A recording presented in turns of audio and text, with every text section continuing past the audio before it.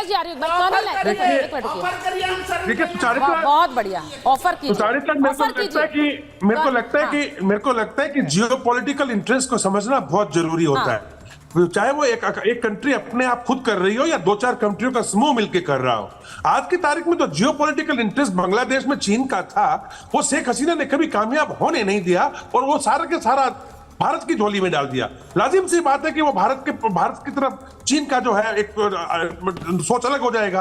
और रही बात इस सिचुएशन का, जो वहां पे जमाते इस्लामी और दो अलग लोगों का जो हुजूम इकट्ठा करके शेख हसीना को हटाने की कोशिश की गई, इसके अंदर आईएसआई यानी पाकिस्तान जो है, सेम फुटस्टेप जो पाकिस्तान में हो रहे हैं, उसको इन्होंने पैसे से अपनी एम्बेसी को इस्तेमाल करते हुए उस इलाके उस वहां पे, और जो वहां पे इलेक्शंस के दौरान में तो ये दूसरे वाली पार्टी थी इनकी, बांग्लादेश नेशनलिस्ट पार्टी, इन सबको शामिल करते हुए कट्टरपंथी लोगों को एक माहौल बनाया रिजर्वेशन के नाम पे।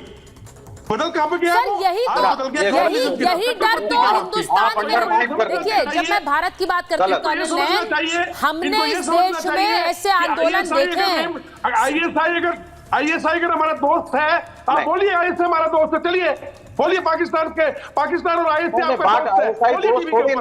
का दोस्त नहीं है, लेकिन किसी देश में अगर एक पॉपुलर अपराइजिंग के खिलाफ हो रही है, उसको अगर आप नजरअंदाज कर रहे हैं, उसको कम आंक रहे हैं, तो आप गलत हैं। आपको मानना पड़ेगा, वायलेंस जरूर गलत है, वायलेंस नहीं होनी चाहिए, लेकिन अपराइजिंग जरूर पॉपुलर थी। और देखिए, मुझे विवेक जी मुझे इस वायलेंस को डिफेंड करने वाला नैरेटिव नहीं समझ आता। आप ये कहते हैं प्रेम कुमार जी यहाँ पर बैठकर कह रहे हैं कि वो दूसरी तस्वीर भी तो देखिए, वो वहां से भागी हैं क्योंकि लोग उन्हें चाह नहीं रहे थे वहां पर। मेरा सवाल ये है कि ये तस्वीरें, जरा एक मिनट, एक तस्वीर सीधी है, कर्नल लाइन में आ रही हूँ, एक मिनट, एक करके आवाज आएगी, एक मिनट रुक जाइए। मैं सिर्फ यहाँ पहले मुमताज जी के पास जाऊंगी। मेरा सीधा सवाल यह है मुमताज जी, जो तस्वीरें हमने देखी हैं वहां पर जिस तरह से शेख हसीना के घर से चीजें लूटी गई, यहां तक कि उनके कपड़े भी प्रदर्शनी पर लगा दिए। सर, इतनी शर्मनाक तस्वीर है वो कि मैं वो दिखाना नहीं चाहती हूं।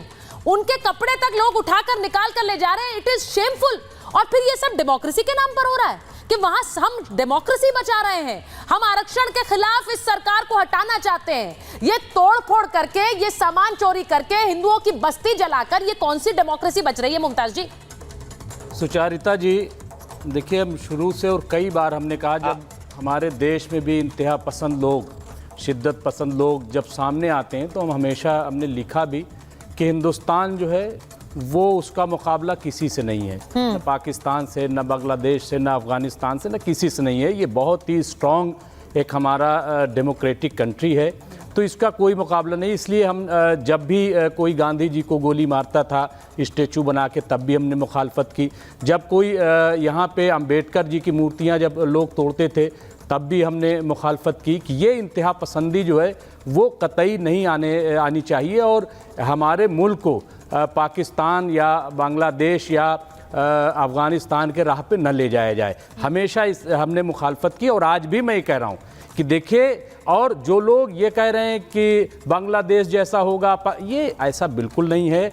हिंदुस्तान की जो जमहूरियत है, हिंदुस्तान का जो डेमोक्रेटिक सेटअप है, वो बहुत ही स्ट्रांग है। ये तो कोई ख्वाब न देखिए, मैं बिल्कुल इसका कायल नहीं हूँ जो लोग ऐसा कह रहे हैं, लेकिन फिर भी मैं ये कह रहा हूँ कि जो इंतहा पसंद लोग यहाँ किसी भी तबके के हों, उनके खिलाफ जो है एक्शन होना चाहिए, और उन्हें कतई जो है आज़ादी नहीं दी जानी चाहिए। क्योंकि हमने हमने किसान आंदोलन में देखा कि किस तरीके से लाल किले पे जा करके वहां पे झंडा लगा दिया जाता है। ये बहुत ही शर्मनाक था। तो इसलिए मुझे लग रहा है कि देखिए सुचारिता जी, कहीं भी किसी भी, देखिए, मजहबी ऐनक से कभी भी डेमोक्रेटिक कंट्री को, डेमोक्रेटिक जो पदों पे बैठे हैं लोगों को नहीं देखना चाहिए। कहीं भी अगर ज्यादती हो रही, मैं कह रहा हूं, फिर अगर कोई गांधी जी को स्टेचू ही बना के गोली मार रहा है, उसको भी अरेस्ट होना चाहिए। कोई अगर अंबेडकर जी की मूर्ति तोड़ रहा है, उसको भी उतनी ही सजा सख्त होनी चाहिए। मुमताज जी, आपने जब वहां किसान आंदोलन का जिक्र किया, तो मुझे वो तस्वीरों पर भी चर्चा हो रही है। देखिए, बहुत से लोग कल से, सुशील जी आप देख रहे होंगे, जीडी बख्शी सर व्हाट्सएप पे, सोशल मीडिया पर ये चर्चाएं करने लग रहे हैं, और भारत के कॉन्टेक्स्ट कॉन्टेक्स्ट में कर रहे हैं। यहां पर ऐसे आंदोलन हमने देखे, अब वो किसान आंदोलन के नाम पर जो ट्रैक्टर लेकर लाल किले पे चले गए, वहां पर जिस तरह हिंसा हुई, और फिर कुछ लोगों ने कहा हम तो संसद में जाएंगे, ये सब एक तरह का थ्रेट है। ये दिखाने की कोशिश कि भाई ये देखिए, ये जो सरकार है ये लोकतंत्र के खिलाफ है, ये डेमोक्रेटिक नहीं है, ये तो सरकार ही नहीं है, ये तो चुनी हुई सरकार नहीं है। ये भी तो एक बार बार कहा जा रहा है, और कुछ लोग विदेश भी जाके कहते हैं। क्या हाँ देखिए, एक मिनट मैं आ सकता हूं? बख्शी सर बोलिए। नहीं ये अच्छा, थैंक यू। देखिए, क्या मैदान रेवोल्यूशन एक पॉपुलिस्ट मूवमेंट थी? क्या ऑरेंज रेवोल्यूशन एक पॉपुलिस्ट मूवमेंट थी? क्या अरब स्प्रिंग क्या एक पॉपुलिस्ट मूवमेंट थी?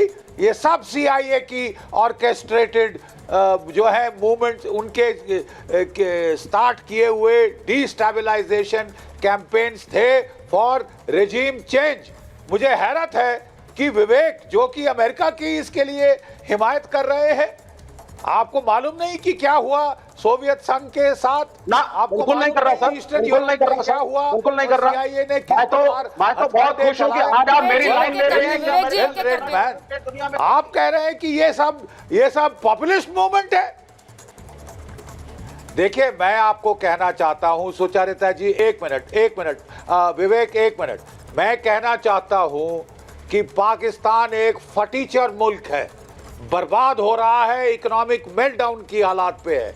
अभी उसको IMF ने $7 बिलियन का लोन दिया, जिसमें से उसने काफी हिस्सा लगाया है बांग्लादेश को डिस्टेबलाइज करने के लिए, कि ये कैसे इनकी इकोनॉमिक हालत इंप्रूव हो गई, हमसे कितनी अच्छी हो गई। हम चाहते हैं कि ये जिहादी गदर में फंसे रहें, अराजकता आए, है यहाँ पे टोटल एनार्की आए, जैसे हमारे मुल्क में हो रही है।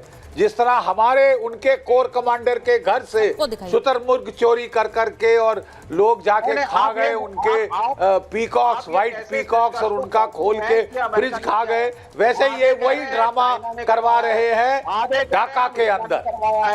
अभी तो यही नहीं पता चला कि कौन सा फॉरेन हैंड है, और कोई भी फॉरेन हैंड हो।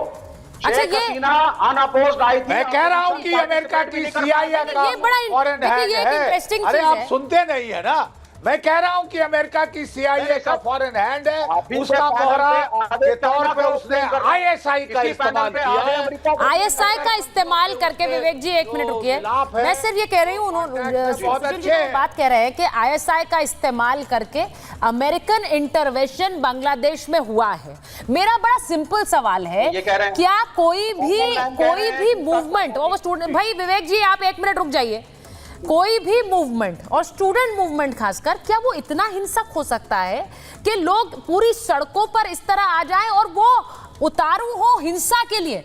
वो सिर्फ ये नहीं है कि वो शेख हसीना चली गई और वो जश्न मना रहे हैं कि भाई हमारे देश में जिसकी सरकार हमें नहीं चाहिए थी वो चली गई, या इन्होंने हम पर जबरदस्ती आरक्षण थोपा था, हमें नहीं चाहिए थी। वो जश्न मना रहे हैं, वो वहां जाकर तोड़फोड़ कर रहे हैं, वो लूट रहे हैं। ये सब हो क्या रहा है? ये क्या एक केयरफुली ऑर्केस्ट्रेटेड प्लान लगता है?